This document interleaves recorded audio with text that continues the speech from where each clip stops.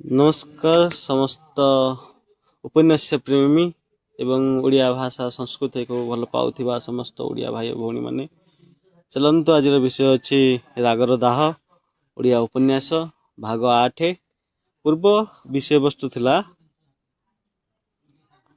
वज्र हाँ मारी जीवाई सबू परीक्षा टेस्ट करने तो वज्र हाँ मारी जिते बरफ ब्रह्मकर ध्वनि शुगा जाइए चाहूछ जीवाई आगू ताहले निजकू प्रत्येक परिस्थिति रे पकाइबाकू स्थिर कर दियो नचेत चली जाओ ना मु आगू जीवी वज्र दी झरची जिते तुम्हें आगू जीव तो ठीक अच्छे जे पर्यंत आत्मा विभागीकरण शरीर स्थापन प्रणाली पूर्ण न होईछि तुम्हें एथिरु बाहरी पारिबो नाही आउ सबूर गोटे टाइम लाइन तुमको मिल जीव ता भितरे तुम्हें से स्तर को पास करने को चेष्टा करिवो निहाती जरूरी नचेत दंड स्वरूप तुमको से प्रणाली रे जहाँ दंड दि जाइछिबो तुमको से दंड भोग करिया पड़िबो नचेत तार विकल्प भी अच्छी तुमर गोटे गोटे अंग भी कटा जीव वज्र रागी टिके चिड़ी जाइए कि बाल प्रणाली किए आमती खराब वार्ड भी कही ठीक अच्छे मु आग को जावाक चाहे एमिति रे बिना शक्ति रे कौ सम्मान मिलूँ जे जी थाउ थाउ प्रति मुहूर्त भी मरवा को पड़ुची तो अपेक्षा शक्ति पाई मरले ये बहुत मत बहुत खुशी हे कही भीतर को गला आत्मा जा हेउ गुरुजी उत्तम शिष्य एथर पाइछंती ता कर्म रे जहाँ थब से नहीं कि जीव कही अंतर्ध्यान होइछि द्वितीय स्तर रे भितरे गोटे पद्मासन पड़ी से पूरा दैव्य शक्ति रे परिपूर्ण सात चक्रर महान ज्योतिधारी दिव्य गुरुंकर तेज आबा आत्मा से सात से पद्म रे विराजमान होइछि 64 जोगिनींकर सिद्धि शक्ति से पद्मर पाखुड़ारे विराजमान अच्छी एवं ब्रह्मांडर पंचतत्व ऊर्जार नियम शक्तिर आत्मा मध्य से पद्मरे कैद होकर अच्छी उपरे वज्र बसी लेखि तृतीय स्तर दैव्य पद्म उपरे बसी ध्यान करिछि शक्ति जागृत करने वज्र दैव्य पद्म उपरे बसी साधना आरंभ करिछि किछि समय पर तार सप्तम चक्र प्रायतः 2 वर्ष प्राय लगी जाइछि सात चक्रर ऊर्जा को पद्म फूल वज्र कौन अच्छी ना शोषण कर नहीं वज्र जो सात चक्र ऊर्जा अच्छी ताकू पद्म फूल कहते शोषण कर हठात गोटे लाइट जलसी से लेखा आसी कपाल भाती विभिन्न प्रकार जोगर नियम सबू देखी कपाल भाती कश्यप मुद्रा स्नायु रुंधन नटराज मुद्रा भ्रमर प्राणायाम त्रासन वीरभद्रासन वृषासन भस्त्रिकासन प्राणायाम अनुलोम विलोम भुजंगासन धनुरासन गोमुखासन उज्जनी प्राणायाम बालासन शीर्षासन एहीपरि प्रायतः गोटे पर गोटे योगासन स्क्रीन रे दृश्यमान होइछि एवं ताकू करिवार प्रणाली वज्र को दर्शा जाइछि 10 घंटा लागिला ता भितरे प्रत्येक मुद्रा को वज्र पूरण करछि न खाई न पी बिना रही समस्त प्राणायाम को वज्र कौन कर सारिबा परे एहा परे मात्र समय चक्र अनुसार घड़ी रे ता बाहर 2 घंटा बीती थिला थिबा बेले दैव्य बटवृक्ष शक्ति गृह रे 16 दिन चली जाई थाए समस्त जोग 316 दिन बीती जाई थाए समस्त जोग कर सारिबा परे सूर्य नमस्कार विधि थाए जहाकू 12 पाद करी 24 पाद रे विभक्तिकरण कर जाइछि बा दक्षिण पाद रे 12 पाद उत्तर पाद left hand 12 types and right hand 12 अर्थात बाम पटरे 12 भाग डाहाण पटरे 12 भाग करी करा जाई अछि 24 भाग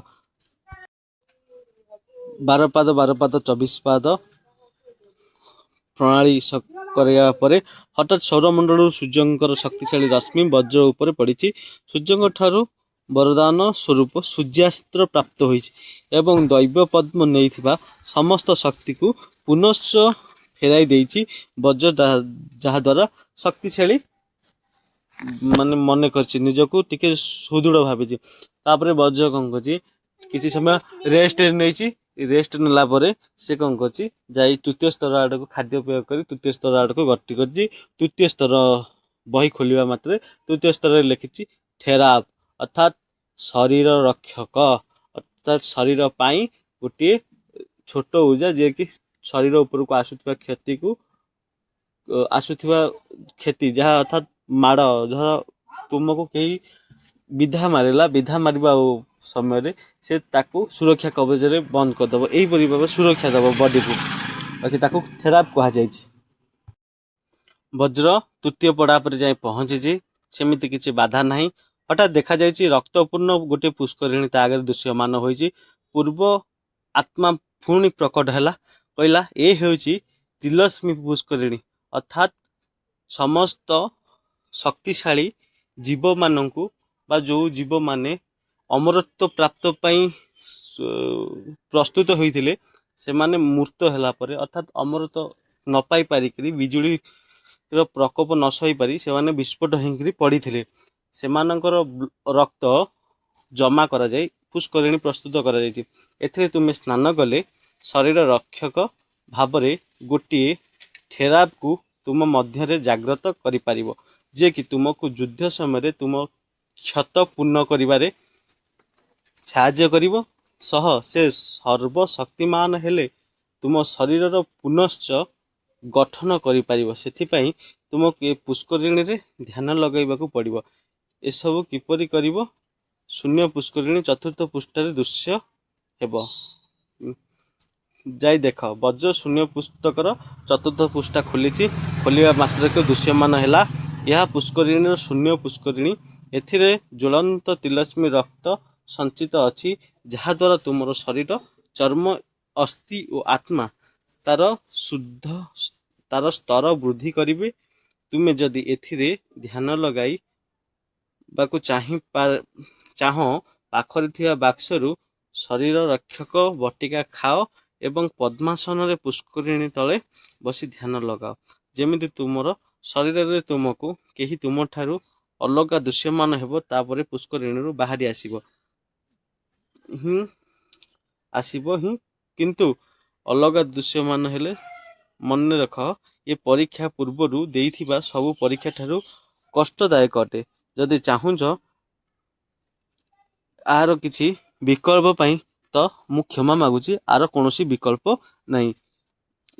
ଏକ ପଢ଼ି ବଜ୍ର ମନରେ ଲାଭ ଫୁଟିଲା ପରି ଯେମିତି ସବୁ ଶକ୍ତିକୁ ଏଠାରେ ନଷ୍ଟ କରିଦେବି, ନଚେତ୍ ଆକୁ ଯଦି ନ ପାସ୍ କରିପାରିବ, ପୁସ୍ତକ କହିଛି ତୁମ ସବୁ ଯେତେକ ସପ୍ତଚକ୍ର ଯେଉଁ ଉର୍ଜାକୁ ତୁମେ ଜାଗ୍ରତ କରିଛ, ହେଲା, ଯେଉଁ ମେଡ଼ିଟେସନକୁ ଷ୍ଟ୍ରଙ୍ଗ କରି ତୁମ ଅସ୍ଥିକୁ ସୁଦୃଢ଼ କରିଛ, ତାକୁ ସବୁ ନଷ୍ଟ କରିଦେଇ ତୁମେ ଯେମିତି ଥିଲ ସେମିତି ତୁମକୁ ପୁନଶ୍ଚ ରଖିଦେବି। ମୂଳକୁ ପଳେଇବ, ତୁମେ ପୁଣି ଆଉଥରେ ଷ୍ଟାର୍ଟ କରିବାକୁ ପଡ଼ିବ। ଏକ ପଢ଼ି ବଜ୍ର ମନରେ ଲାଳ ଫୁଟିଲା ପରି ତାତେ ମାନେ ଫାଷ୍ଟ ଲୋଭ ହେଇଛି, ଯେମିତି ଶକ୍ତି ଗୋଟେ ଜାଗ୍ରତ ହେବା ପାଇଁ। କିନ୍ତୁ ଏମିତି ବହିର ପ୍ରଶ୍ନ ଶୁଣିକିରି ବଜ୍ର ଚିଡ଼ି ଯାଇଛି, ରାଗ ଉଠିଛି। ସେ ଖାଦ୍ୟ ବଟିକା ଖାଇ କିଛି କ୍ଷଣ ଅପେକ୍ଷା କଲା। ଅପେକ୍ଷା ପରେ ପୁଷ୍କରିଣୀ ମଧ୍ୟକୁ ପ୍ରବେଶ କଲା। କିନ୍ତୁ ପୁଷ୍କରିଣୀରେ ପାଦ ରଖୁ ରଖୁ ଯେମିତି ଏକ କଷ୍ଟଦାୟକ ପୀଡ଼ା ଅନୁଭବ ହେଲା। ବଜ୍ର ପାଦକୁ ଫେରାଇ ଆଣିଲା, ଦେଖିଲା ଯେମିତି ତା ପାଦ ସମ୍ପୂର୍ଣ୍ଣ ଲାଭାରେ ଜଳିଗଲା ପରି ହେଇଛି। କିନ୍ତୁ ହଠାତ୍ କ'ଣ ମନକୁ ଆସିଲା, ସେ ସାହସ କରି ତିଲସ୍ମୀ ପୁଷ୍କରିଣୀ ଭିତରକୁ ପ୍ରବେଶ କରିଗଲା। ତା ଦେହ ସମ୍ପୂର୍ଣ୍ଣ ଶରୀରରୁ ମାଂସର ପିଣ୍ଡୁଳା ପରଦ ବାଇ ପରଦ ହୋଇକରି ଛାଡ଼ି ଯାଉଥାଏ। ବଜ୍ର ଚିତ୍କାର କରୁଥାଏ, ସେଇଥିରେ ଯାଇକିରି ପୁଷ୍କରିଣୀ ତଳେ ବସିଲା। ଚିନ୍ତାର କରୁଥିବା, ତଥାପି ଶକ୍ତିଶାଳୀ ହେବା ପାଇଁ ତାର ପ୍ରତିଜ୍ଞା ହିଁ ତାକୁ ଆଗକୁ ବଢ଼ାଇବାକୁ ସାହାଯ୍ୟ ଦେଉଥାଏ। ବଜ୍ର ପୁଷ୍କରିଣୀ ମଧ୍ୟକୁ ଚାଲି ଯାଇଛି, ସେଠାରେ ଧ୍ୟାନ କରିବାକୁ ଲାଗିଲା। ହାତରେ ନେଇଥିବା ବାକ୍ସରୁ ଶରୀର ରକ୍ଷକ ବଟିକା ଖାଇଲା। ତାକୁ ନେବା କ୍ଷଣି ହଠାତ୍ କିଛି ମାତ୍ରାରେ କଷ୍ଟ କମ୍ ହେଲା। ଯେଉଁପରି ତାର ଶରୀରରୁ ମାଂସ ଝଡ଼ୁଥିଲା ସେ ଆଉ ଝଡ଼ିଲା ନାହିଁ।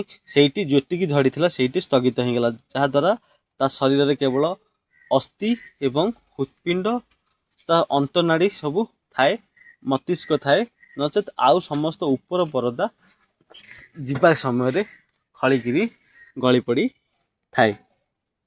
ଯନ୍ତ୍ରଣା ପୂର୍ବ ପରି କଷ୍ଟ ଦେଲା ନାହିଁ। ସେ ଧ୍ୟାନ ଲଗାଇବାକୁ ଚେଷ୍ଟା କଲା।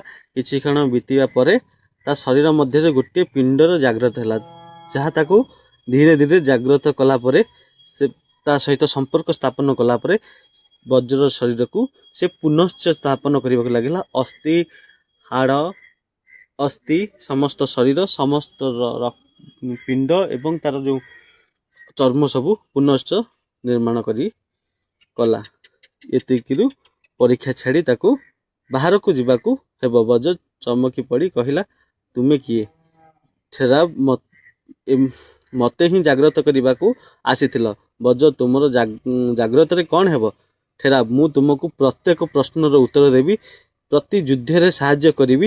ତୁମର ଶକ୍ତି ହିଁ ମୋର ଶକ୍ତି ହେବ, କିନ୍ତୁ ତୁମେ ସବୁ ଶକ୍ତିରୁ ତୁମେ ଶକ୍ତିକୁ ମନେ ରଖିପାରିବ ନାହିଁ। ସେଥିପାଇଁ ମୁଁ ତୁମକୁ ପ୍ରତି